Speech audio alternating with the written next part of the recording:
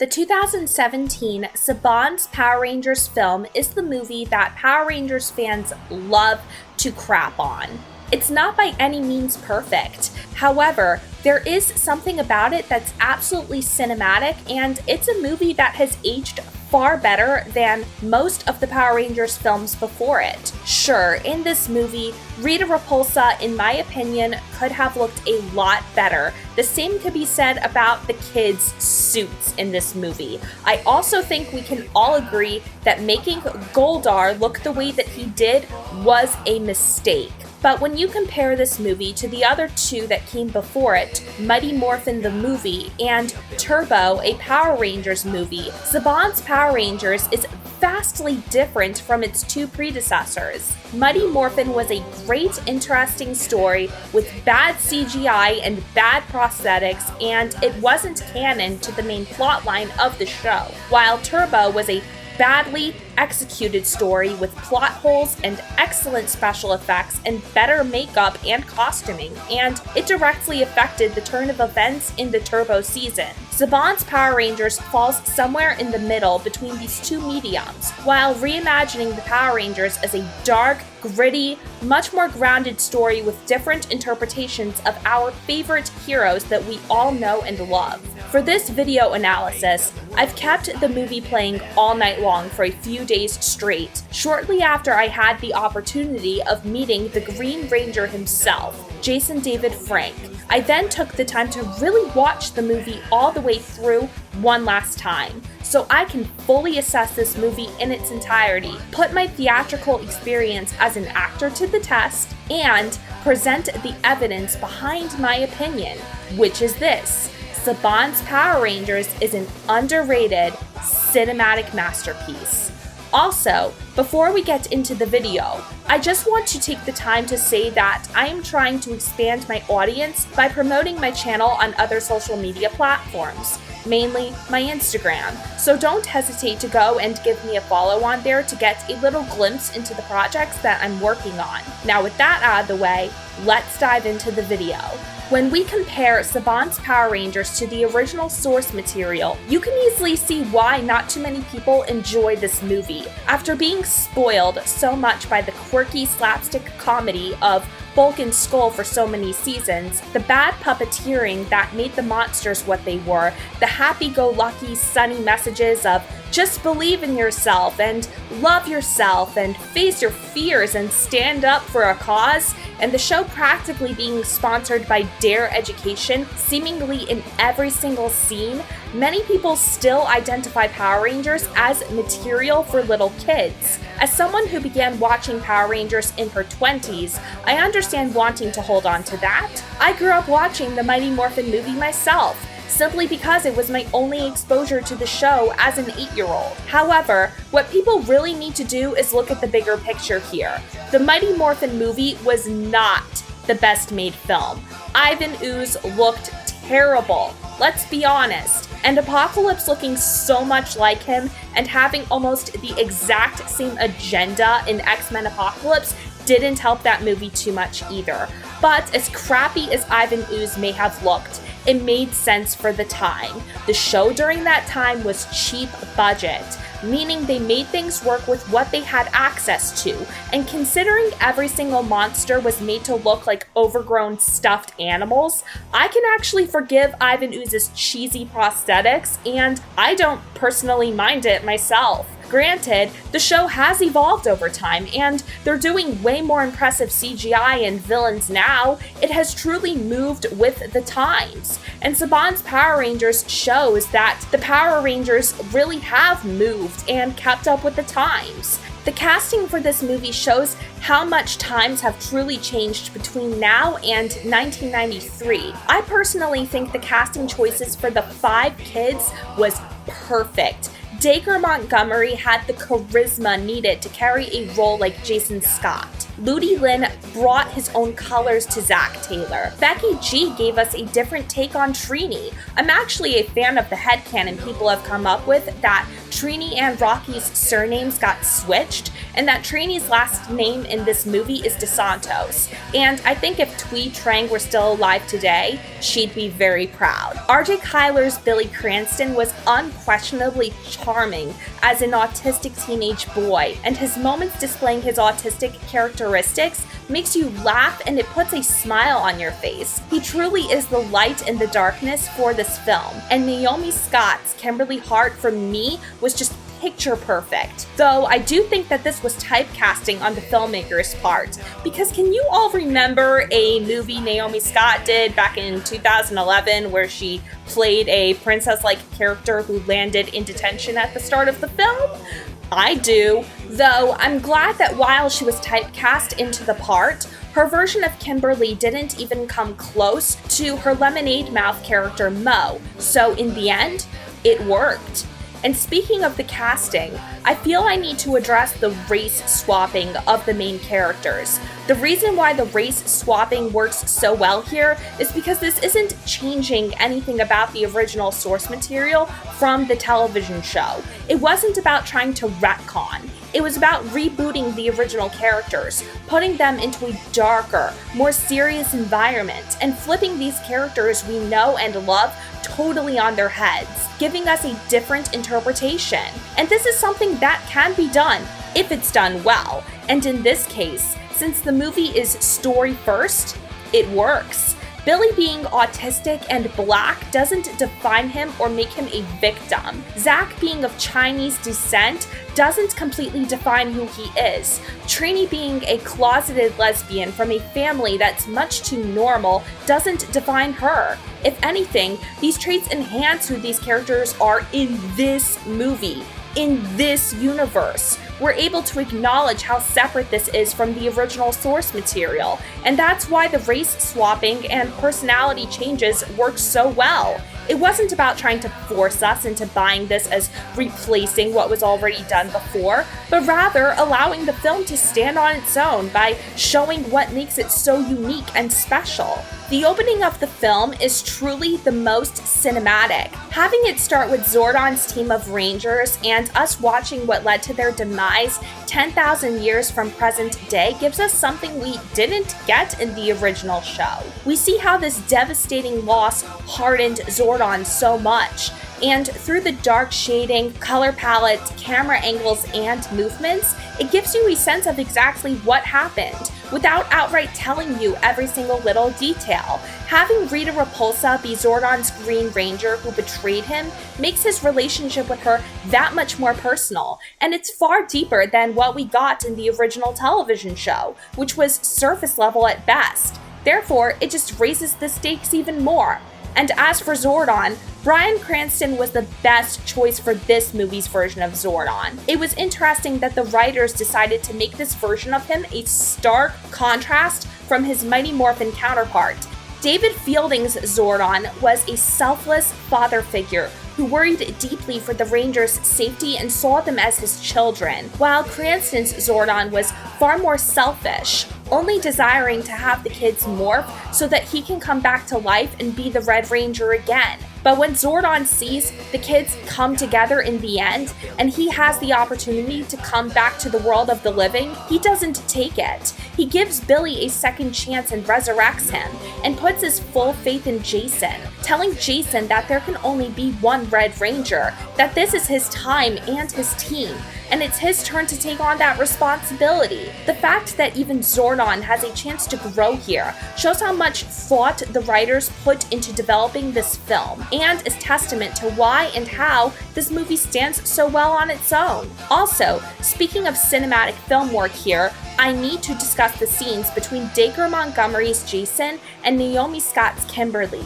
This was a movie truly setting up for a potential romance between these two characters from the start, and the development of their relationship is part of what helps the story move. If you watch some of the earlier scenes of the two of them, such as the scene where Jason witnesses Kimberly cliff diving into the lake in the mountainside, you see this distance between them as they discuss why Kimberly ended up in detention that Saturday. They're shown to be standing quite far apart from one another, as Kimberly discusses that while they might know who each other are, they truly don't know each other at all, that they aren't friends. How strange it is to hear Jason say her name. But then, in a later scene, they're shown sitting right beside each other on Jason's bed. Kimberly admitting to Jason that she is scared she is the reason why they cannot morph, because she's convinced that due to her actions of exposing a risque photograph of a fellow student, that this makes her an awful person.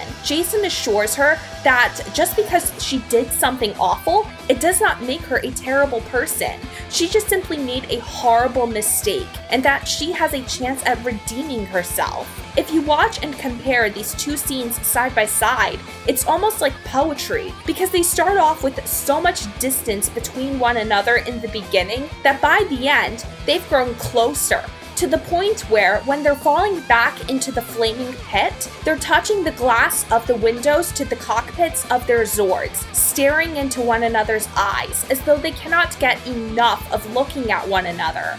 As simple as it may seem, it's actually quite poetic and complex. And speaking of Dacre Montgomery's Jason, we need to talk about the scenes between Jason and his father. It feels as though this movie borrowed a thing or two from the Boom Studios comics. In those comic books, particularly for Go-Go Power Rangers, we see Jason is dealing with the fact that his father is potentially sick and on the verge of dying. There's a great moment in those books where Jason pleads with Zordon to give him access to their various equipment so that he may cure his dad, explaining that while his father may be a difficult man and not easy to communicate with, that doesn't mean that Jason doesn't love him. And we see a touch of that here in this movie too, where from the very first scene between Jason and his dad, we see that his dad is difficult, that he is tough on his son because he wants his son to be the best, and he cannot believe that Jason would go out of his own way to screw up any chances he may have at playing college football. But towards the end of the movie, we see this distance between Jason and his dad beginning to close when Jason rushes onto the battlefield upon seeing that his dad is stuck in his car, which is on fire. The moment where Jason extends his hand outward and he yells, "Sam, give me your hand," is that moment where Jason's father puts together that his son is the Red Ranger. And in his final scene, we see him smiling at a photograph of his son, proving that despite being extremely tough on Jason, he is proud of him. It's absolutely beautiful to watch unfold, and as a fan of both Dacre Montgomery's Jason and Austin St. John's Jason, it makes me proud every time I see it. Other great scenes that read as quite poetic are scenes that revolve around RJ Kyler's Billy. From the start, you see that Billy is autistic.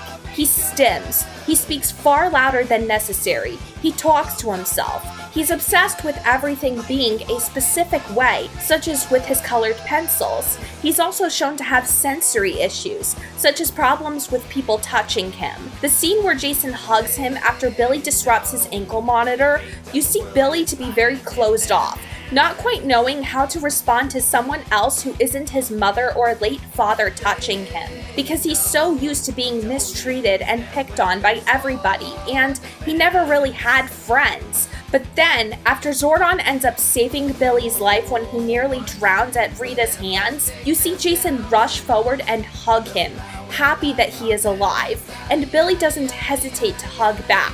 It shows how much they've grown in their friendship, how much they've grown to trust one another, and how much more comfortable Billy has grown with accepting gestures of affection from others. It's simple but effective, and makes this take on their friendship a stark contrast between David Yose's Billy and Austin St. John's Jason, and it really works. And I cannot talk about this movie without discussing Trini and Zach. Ludi Lin, I feel, was perfect to play this cocky, wisecracking, hot-headed, impulsive version of Zach Taylor, making him a stark contrast from Walter E. Jones's self-assured, smooth, calm, and collected hip-hop master. Though, at the very least, they did share one thing in common, in that they tried way too hard to impress girls. I think maybe Walter Jones may have had a say in that. Lin brought different layers to Zach's character, especially in the scenes where you see him caring for his ailing mother, and it's revealed that he and his mother are dirt poor, and that if she does die, he'll truly have nowhere else to go, therefore making the Power Rangers truly some of the only family that he'd ever have left. Not to mention, Lin kicked so much ass as Zach, and it's easy to see why there were people out there who wanted him to play Shang-Chi in the MCU. In this film, he is a badass through and through. And speaking of badass, I did not expect Becky G to bring forth such an amazing performance as Trini. The scene around the campfire where she comes out to her friends, closing this distance that might have been there between them, I thought she was absolutely phenomenal. And you can truly hear the raw emotion in her voice as she explains how she doesn't fit in with her family at all. And you even see that early on, where she tells her mom and dad that she might be a superhero, and her mother tries making her take a drug test. It's one of the funniest scenes in the entire film, and Becky G performed masterfully. I honestly think that if she takes on more acting jobs in the future and she really builds herself up towards it, she can go even further in her acting career than she ever can in rapping and hip-hop. She could become the next Ice-T, and I mean that so sincerely. I see great potential there.